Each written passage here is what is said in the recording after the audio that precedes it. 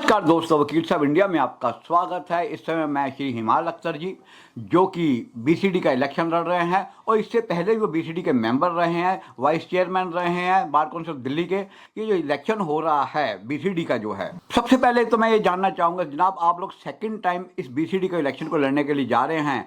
पहले टर्म की आपकी क्या क्या कंट्रीब्यूशन रहा है, क्या क्या परफॉर्मेंस रही है? मैं पहले बार काउंसिल में था और इत्तेफाक से कोविड पीरियड भी आया। हमने क्योंकि पूरी इंडिया में कहीं नहीं था, दिल्ली के लिए हम मेडिक्लेम पॉलिसी 5 लाख रुपए तक की और 10 लाख रुपए की LIC पॉलिसी लेके आए थे। पूरी कमेटी ने बहुत मेहनत की थी और क्योंकि केजरीवाल साहब से कोऑर्डिनेट कराने की जिम्मेदारी मेरे ऊपर थी, इसलिए सब लोगों ने मिलकर मुझे नोडल ऑफिसर बनाया था। तो 2020 और 2021 में जो सिचुएशन आई थी और उसमें बहुत सारे हमारे साथी हमारे बीच नहीं रहे थे और जो LIC पॉलिसी के मेंबर थे, तो उनको सबको 10-10 लाख रुपए फैमिली को दिलाए थे और जिनको बीमारी हुई थी उनको मेडिक्लेम में 5 लाख रुपए तक का मेडिक्लेम फ्री था, वो उसका बेनिफिट पहुंचा था। और क्योंकि मैं नोडल ऑफिसर था तो इसमें एक एक आदमी से मैं जुड़ा रहा। जब जब किसी का फ़ोन आया और किसी को कोई प्रॉब्लम आई तो मैंने उसको सॉर्ट आउट किया। सर एक बात बताइएगा, पिछले 2-2.5 साल के अंदर करीबन 40 और 50 हज़ार एडवोकेट एनरोल्ड हुए हैं और ख़ासकर उसमें यंग एडवोकेट बहुत ज़्यादा हैं। आप नहीं समझते कि इस बार का इलेक्शन यंग एडवोकेट का इलेक्शन है और वही डिसाइडिंग फैक्टर बनेंगे? आप बिल्कुल ठीक कह रहे हैं और अब ये हमारी जिम्मेदारी भी होती है कि हम आने वाली जनरेशन को एक अच्छी पीढ़ी तैयार करें, तो उनके लिए हमें काम करना है। हमने काम किया है और हम काम करेंगे। सर आप बताएंगे कि क्या आपने यंग एडवोकेट की जो प्रॉब्लम्स हैं उनको आइडेंटिफाई किया है? देखिए, मैं बिल्कुल आइडेंटिफाई किया है और हमारा विजन है कि यंग लॉयर्स के लिए, क्योंकि सबसे बड़ी बात मैं बता दूं कि हमारे कॉलेज से लेके और कोर्ट तक कोई ब्रिज नहीं है।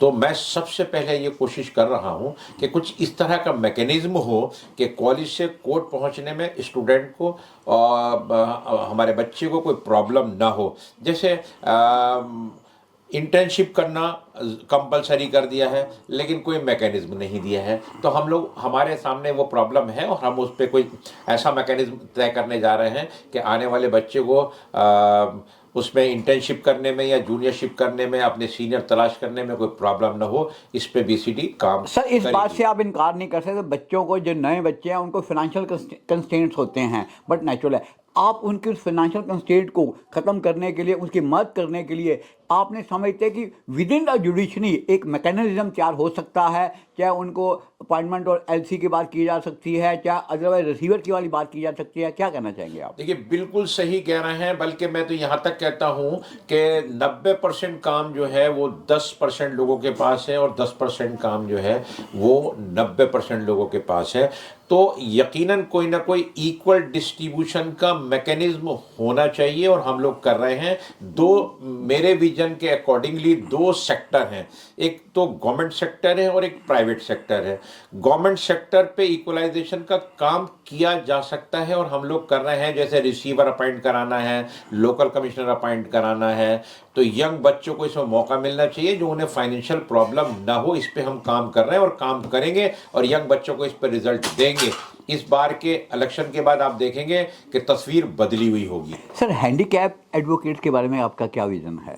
देखिए, हैंडीकैप जो है, जो स्पेशल उनके लिए ट्रीटमेंट है, हमें उनको स्पेशल कैटेगरी में रखना चाहिए और हम लोग रखेंगे। और जैसे जो फाइनेंशियल असिस्टेंस की बात है, तो देखो मैं किसी भी इस पे कोई ना कोई मैकेनिज्म होना चाहिए और हम लोग बीसीडी वाले करेंगे कि इक्वल डिस्ट्रीब्यूशन पे रिसीवर और लोकल कमीशन पे इन पे, और जैसे DLSA वगैरह का जो होता है इनके पैनल्स वगैरह पे, और जो गवर्नमेंट के पैनल्स हैं हम गवर्नमेंट को रिप्रेजेंटेशन इस तरह का देंगे कि गवर्नमेंट्स के पैनल भी जो हैं वो यंग लॉयर्स को जाने चाहिए, जैसे बैंक वगैरह के हैं, तो ताकि उन्हें इस्टेब्लिश होने में कोई दिक्कत ना हो। सर आए दिन देखा जाता है कि पुलिस थानों के अंदर कोर्टों के अंदर कहीं ना कहीं वकीलों के साथ बदतमीजियाँ हो रही हैं, क्या कभी कभी कहा जा सकता है कि वकीलों का भी कहीं ना कहीं दोष कह देते हैं। तो ये जो आपका एडवोकेट प्रोटेक्शन एक्ट है, इसके बाबत आज तक बीसीडी की तरफ से क्या क्या कुछ कार्रवाइयाँ की गई हैं, क्या किस आज की डेट में स्टेटस है, और फ्यूचर के बारे में आप क्या कहना चाहेंगे,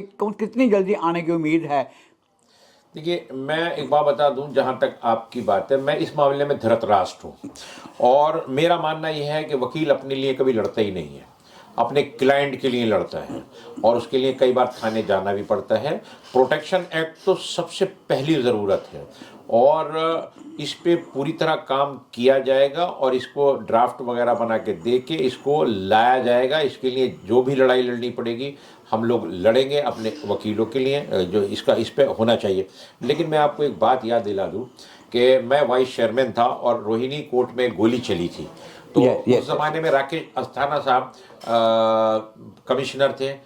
हम लोगों ने फ़ोन करके सेम डे उनके साथ मीटिंग की थी और उसको चीज़ों को आइडेंटिफाई किया था और आइडेंटिफाई करके कुछ हमने कमेटी भी बनवाई थी कि वकील से अगर कहीं कोई डिस्प्यूट होता है तो उनके यहाँ और हमारे यहाँ कुछ ना कुछ इस तरह की ज्वाइंट कमेटी होनी चाहिए कि पहले उनमें बात हो और उसके बाद उस पर कोई एक्शन लिया जा सके, ये क्या उस पर होना है। तो मैं बताता हूँ, वकील अपने लिए कभी लड़ता ही नहीं है, वकील तो अपने क्लाइंट के लिए लड़ता है और जो भी मिलता है वो क्लाइंट को मिलता है। तो ये तो हमारा अपने प्रोफेशन है और हमें ये प्रिविलेजेस भी हैं अपने क्लाइंट को डिफेंड करने के लिए, वी कैन गो। सर, आप यंग एडवोकेट को क्या एश्योरेंस देना चाहेंगे? यंग एडवोकेट को मैं ये एश्योरेंस देना चाहता हूँ कि इस बार की बार काउंसिल आने पे तस्वीर कुछ बदलेंगे और जो नए बच्चों को प्रॉब्लम होती हैं वो प्रॉब्लम ना हो, वो उस पे हम वर्कआउट करेंगे, चाहे वो फाइनेंशियल प्रॉब्लम हो, चाहे वो एडजस्टमेंट की प्रॉब्लम हो या सीट की प्रॉब्लम हो या चैम्बर की प्रॉब्लम हो। देखो, सीट और चैम्बर बेसिकली वो बार एसोसिएशन के जुरिडिक्शन में आते हैं, तो हम कहीं ना कहीं बार काउंसिल वाले बार एसोसिएशन के साथ में कोऑर्डिनेशन बना के और ये एश्योरेंस करके देखेंगे ताकि नया बच्चे आने वाले को ये न लगे कि मैं यहाँ मेरा कोई माई बाप नहीं है। और ये प्रॉब्लम ज़मीनी हकीकत में इसलिए जानता हूँ कि मैं फर्स्ट जनरेशन लॉयर हूँ, तो जिस पे गुजरी है वो उसका समाधान अच्छा निकाल सकता है। Thank you very much sir.